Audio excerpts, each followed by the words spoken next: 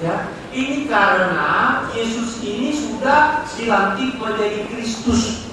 Ini perlu dipahami. Jadi Kristus ini adalah Tuhan yang disembah. Kalau andai kata Yesus ini hanya Nabi, tidak berani dibilang Tuhan. Mengapa Yesus sudah berani seperti Pak Cahyadi berani mengatakan bahwa Yesus ini Tuhan? Karena sudah menjadi Kristus, Tuhannya penyembah berhala di Romawi, Tuhannya yang diciptakan oleh Paulus. Inilah sih yang menjadi Tuhan. Kan sebenarnya Tuhan saja. Kok mesti mencari istilah yang sulit? Ya kan Tuhan Guru. Yesus itu kan Tuhan Guru, tapi dibilang Tuhan. Mengapa Tuhan? Karena sudah menjadi Kristus, dilantik menjadi Kristus. Kristus itu harus sama dengan Tuhan yang disembah. Dan inilah sehingga mereka menyembah Yesus karena sudah menjadi Kristus. Ya. Kemudian Pak Cahyadi mengatakan bahwa istilah anak Allah seperti yang ditanyakan oleh teman saya tadi, itu kan kami juga itu anak Allah. Tapi jangan lupa, Yesus ini the only begotten Son, anaknya yang tunggal yang diperanakan. Jadi tidak ada duanya, anaknya yang diperanakan oleh Allah. Yesus ini tidak sama dengan kita ini bukan diperanakan oleh Allah. Jadi anak tunggalnya itu cuma Yesus. Inilah mengapa dia anak tunggal, ya kan? Protogenes Christeo, artinya bahwa dia ini adalah anak Allah. Jadi Kristus atau Logos ini adalah anak Allah. Ini ciptaan diperkenalkan oleh Philo of Alexandria. Jadi Bapak jangan mengatakan bahwa kembali lagi dimentahkan ke konsep anak Allah. Kalau konsep anak Allah, orang Yahudi semua mengenal orang Yahudi itu anak Allah. Tapi kan rame semua anak Allah. Tapi anak Allah satu orang, konsep penyembah berhala. Siapa yang mengatakan? Paul Tillich, sejarawan abad ke-20 yang mengatakan bahwa konsep anak Allah seperti yang dalam Kristen itu adalah konsep penyembah berhala karena Tuhan beranak di dunia. Ini belum terjawab pertanyaan tadi, Pak. Ya. Apa bedanya menyembah Allah dengan menyembah Yesus? Kemudian kapan Yesus diangkat jadi Tuhan? Ya. Jadi menyembah Allah dengan menyembah Yesus itu tidak ada bedanya, karena Yesus satu zat dengan Allah menurut konsep Kristen. Homoousios, inilah yang pertarungan berdarah-darah, ya kan? Ketika sidang gereja di Nicea yang dimulai tahun 335 memutuskan bahwa Yesus itu satu zat, Yesus itu adalah Tuhan. Jadi sudah dua Tuhan, satu Tuhan Allah, satu Tuhan Yesus. Dan kedua-duanya dianggap satu zat, homoousios. Ini keputusan sidang gereja, terkecuali kalau dirubah lagi karena orang Kristen itu kata Hillary, keimanannya itu syahadatnya itu berubah setiap bulan purnama. Jadi bahwa penyembah dalam Kristen menyembah Yesus sama dengan menyembah Bapa, dan karena segala kuasa seperti Pak Cahyadi mengulang-ulang itu, segala kuasa telah diberikan kepada aku oleh Bapakku. Segala kuasa di surga, all the power in heaven and earth has given to me. Matius pasal 28 ayat 18 berarti yang disembah itu Yesus, karena Yesus yang berkuasa. Allah sudah pensiunkan, sudah semua kuasa sudah diserahkan kepada Yesus. Tidak ada lagi. Konsep ini dari mana? Konsep Platonis. Karena Allah itu sedemikian mulia, sedemikian sempurna, tidak bisa berurusan dengan dunia yang berdosa. Karena sangat sayangnya Tuhan itu kepada dunia, sehingga dia memberikan anaknya. Inilah anaknya yang turun ke dunia. Ini konsep Platonis, Pak, bukan ajaran Yesus. Jadi Bapak ini mengikuti ajaran Paulus yang mengambil dari filsafat Platonis yang menyelewengkan ajarannya Yesus. Tuhan. Oke. Pak, sudah cukup, Pak. Ya, sebentar. Karena ini kasih waktu dong. Oke, 1 menit, Pak. Ya, begini. Selesai. Saya yakin Pak Sanihu mengerti bahasa Inggris dengan lebih baik dari saya. Dia bisa membedakan God dengan Lord, Allah dan Tuhan, atau sekarang diterjemahkan bahasa Indonesia Tuhan.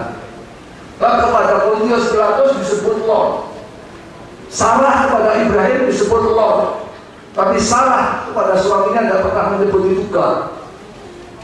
Elohim dengan Adonai, Theos dengan Kurios.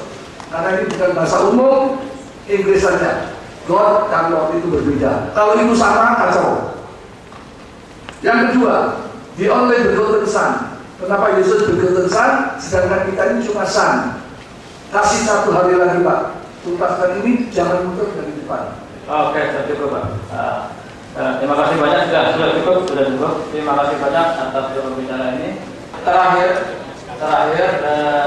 sesi terakhir ini harapan Bapak. Masing-masing pembicara punya satu harapan. Saya hanya batas waktu 2,5 menit sehingga nanti 5 menit usai sudah bubar dan tempat ini. Oke, saya serahkan. Harapan kami, dialog-dialog ini adalah bagian dari pencerahan iman kita. Dialog-dialog ini bagian dari pencerahan nurani kita. Kita tidak bisa mengklaim kita yang paling benar. Yang paling benar cuma Allah, yang tidak salah. Yesus pun tidak maha benar, tidak maha tahu, karena terbatas. Tapi Allah berkenan, itu keyakinan kami. Tugas kita adalah berkenan kepada Allah, bukan mengaku percaya dan beriman kepada Allah. Kalau Yesus mengajarkan kepada kami, bukan orang yang menyebut aku Tuhan masuk dalam surga, tapi yang melakukan kehendak Bapakku atau Allahku. Oleh karena itu, mari kita jadi bagian yang satu tadi. Kalau Ibnu Majah menulis, bukan bagian 70, 71, 72 yang masuk neraka, tapi bagian yang satu, yaitu yang menjalankan perintah Allah. Oke, posisi iman kita sudah. Kita harus jelas kualifikasinya. Sebagai orang yang berjuang dengan kekristenan yang tauhid, kami menghadapi banyak hal yang tidak sulit untuk menjelaskan Yesus Mesias dan Tuhan. Kalau yang dikutip tadi adalah tulisan Bellarmine, Konsili Nicea, Gibbon dan sebagainya, itulah yang menindas kami. Bukan kami berganti-ganti. Jadi posisinya ini salah mandanya. Ini yang dilakukan oleh Kaiser Claudius. Karena orang Yahudi dibenci, seluruh orang Kristen dimusnahkan. Apa bapak-bapak ini mau menjadi pengganti Romawi? Harapan kami jangan. Mari kita akhiri dosa-dosa kita.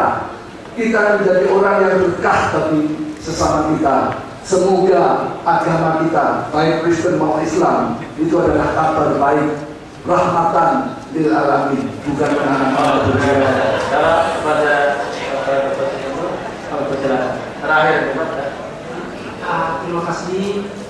Saya sangat bersyukur sekali dengan dialog ini. Ini adalah dialog yang sangat mencerahkan bagi umat Kristen maupun umat Islam. Mudah-mudahan bisa memetik manfaat dari dialog ini dan kemudian bisa jadi renungan setelah kembali, apakah sebenarnya keimanan saya ini keimanan yang benar atau keimanan kita ini adalah keimanan yang salah.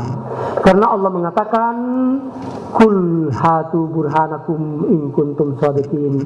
Kalau Bapak mengatakan bahwa Alkitab yang Bapak pegang itu benar, buktinya mana? Kita tidak bisa berputar-putar dalam Alkitab saja, kita harus memperlihatkan bukti. Makanya kami sebagai seorang Muslim, setelah kami menjelaskan kebenaran informasi dalam Al-Quran ataupun Alkitab, kami lalu kemudian mensupportnya dengan dukungan-dukungan referensi. Itulah namanya debat ilmiah. Kalau kita hanya berputar-putar di Alkitab, ini tidak akan menyelesaikan persoalan karena ini bukan gereja. Mudah-mudahan pertemuan kita pada hari ini akan betul-betul memberikan pencerahan kepada kita.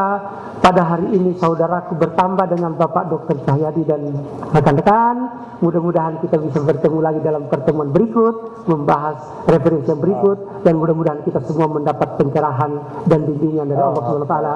Billahi taufiq wal hidayah. Wassalamualaikum warahmatullahi wabarakatuh. Okay, thank you very much to all brothers here.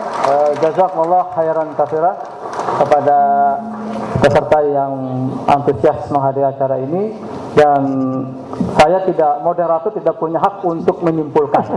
Sekali lagi, moderator